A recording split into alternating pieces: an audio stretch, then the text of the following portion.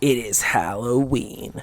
And of course, it's time for my annual horror-themed game review. This time, after regretfully missing this particular 30th anniversary last year, I want to take a look at Doom, going right to the start. Once again, it's going to be hard to describe the classic Doom games. Between 1 and 2 stand alone, as what's been said on how legendary they are has already been said. Instead, I'm going to be talking about a compilation, simply titled Doom plus Doom 2, which had a surprise drop earlier this year. More of a surprise, albeit only barely as Bethesda and id did it before, it serves as a free upgrade should you have purchased a prior version on digital stores like Steam, Nintendo eShop, and Xbox Store. And unlike the more recent versions by Nerve Software with the Unity engine, this is however done by none other than good old Night Dive Studios and their Kex engine. Yet another port of 2 classic games. How does this one fare? Let's find out. All you need to know about Doom as far as the story, or lack thereof, is concerned, is that you're a lone space marine, fighting off demons from the mortal plane and into hell itself. And that's it.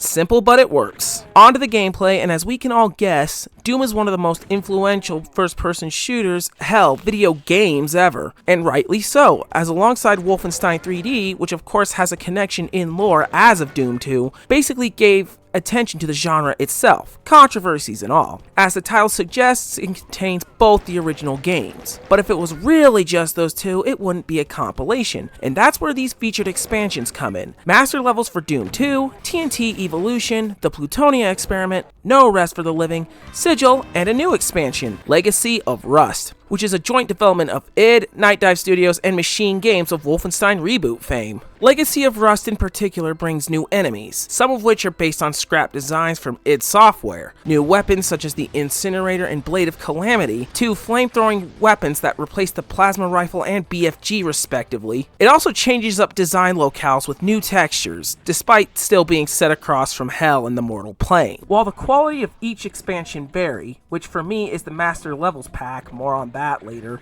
they all add replay value, as do a lot of other upgrades like downloadable mods for all consoles. However, a bit limited on the Switch version with only featured mods, but still. I especially have an adoration for Doom mods that completely change the theme, which in and of itself brought us the first and only first-person shooter to advertise to kids, via getting a CD for free and a box of checks. Side note, for old time's sake, I breezed through the unofficial Kex port of Chex quest.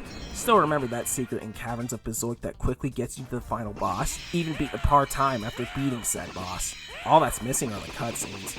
Anyway, what's even cooler is that if you have the compilation on multiple platforms like I do, the mods you download, even with the restrictions on the Switch version, can also transfer to the other version. I did all the mod downloads with the PC version, and I noticed that they also downloaded to your other platforms with the game. All I needed was an Xbox and Switch hooked up online, and of course logged into Bethesda's accounts, but whatever. In addition to all that, you also have online crossplay and up to 16 players in co-op, also online, while Series X owners can have up to 16 players split screen, which is just plain nuts. But as far as complaints go, screw half the maps from Master Levels, beyond confusing in the worst of ways with too much hidden stuff. I had to pull out YouTube walkthroughs several different times. But beyond that, it's Doom! We all know the gameplay, down to the exploration of 2 realms, its occasional overambition such as the limited platforming pre-Jedi or build engine, and of course the constant demon slaying and the mods. And the Kex engine port, like with Doom 64, captures that well. Definitely feels better than the prior Unity port.